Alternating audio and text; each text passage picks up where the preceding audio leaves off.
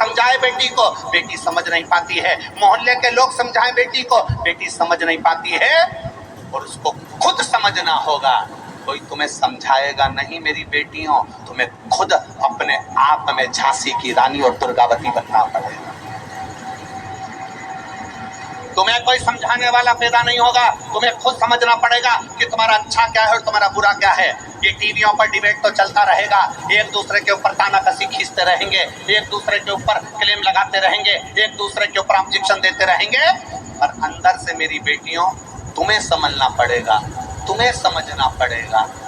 तुम थोड़ा सा भी नहीं जान पाती हो।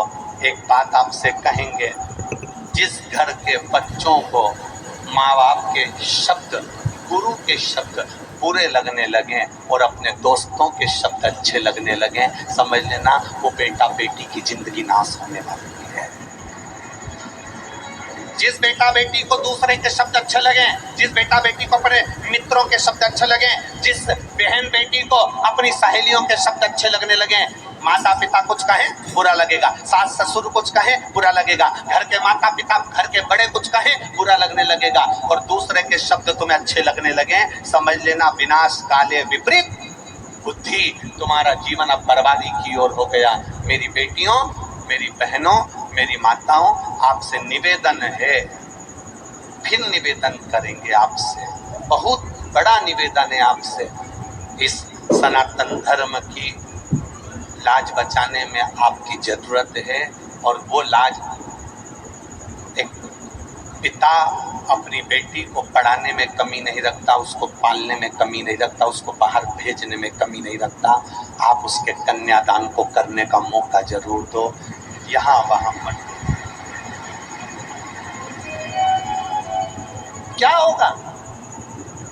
होगा क्या? पहले जिसने एक को टुकड़े टुकड़े कर कर मारा उसका अभी तक कुछ नहीं हुआ, तो दूसरे का क्या खाक होगा?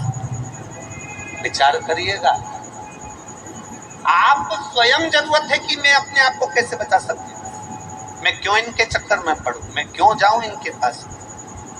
लोग कहेंगे वो बुरा, लोग कहेंगे वो बुरी, लोग कहेंगे ये शब्द, लोग कहेंगे वो शब्द, हमें किसी से मतलब नहीं। हम अपने आप को कितना संवार सकते हैं, हम उससे मतलब रखो। अपने आप को हम कितना संवार सकते हैं, अपने आप में मतलब रखें। मेरी बेटियों, अपने आप को सुधारने का प्रयास करो, संवारो। अपने पिता के दिल में निवास करने वाली बेटी हो तुम, अपनी माँ की इज्जत हो तुम, और केवल माता पिता की इज्जत नहीं, एक एक सनातनी हिंदू की इज्जत हो तुम।